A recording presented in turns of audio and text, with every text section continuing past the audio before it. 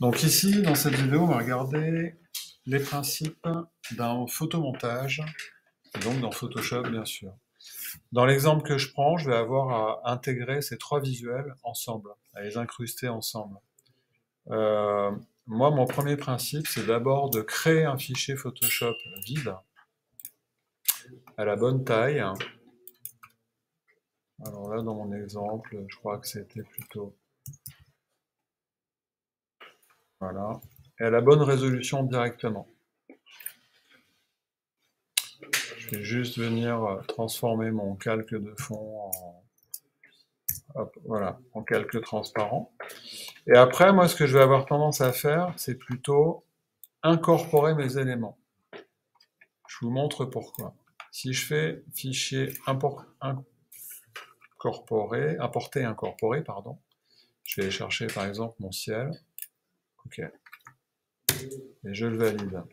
Là, l'intérêt, c'est que si, au cours de mon montage, je change la taille de mon visuel, je dis, bah tiens, il me faudrait plutôt un petit, ok. Et qu'au final, bah non, je dis, je rebouge la taille de mon visuel et je le remets en grand. Les pixels, la résolution, je perds pas en résolution, en fait.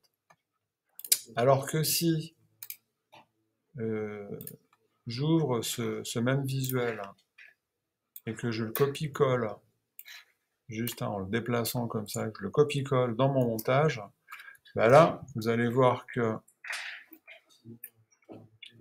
si je réduis ma taille de visuel, par exemple, okay, et que je change d'avis, que finalement je refais un commande T, et que hop, je le réagrandis, bah là, on le voit tout de suite, je perds en résolution. Alors, c'est pas forcément hyper parlant là, mais comme on a tiré de nouveau sur les pixels, je perds en résolution. C'est pour ça que moi, j'ai tendance à pas faire comme ça. Et j'ai tendance plutôt à passer par la commande fichier, importer et incorporer. Ça a un autre avantage, c'est que je peux garder mes modes colorimétriques tels quels. C'est-à-dire que je pourrais avoir... Alors, je vais refaire... Hop, voilà. Je pourrais avoir une image, un montage de base qui serait euh, en quadri.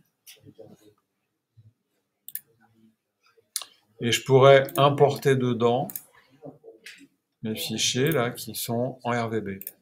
C'est-à-dire qu'ils sont la base du fichier est en RVB. Donc je garde mon mode colorimétrique de base, mais importé dans un document quadri. Ça, c'est l'avantage. Donc voilà déjà pour cette notion d'objet dynamique via la commande importer et incorporer.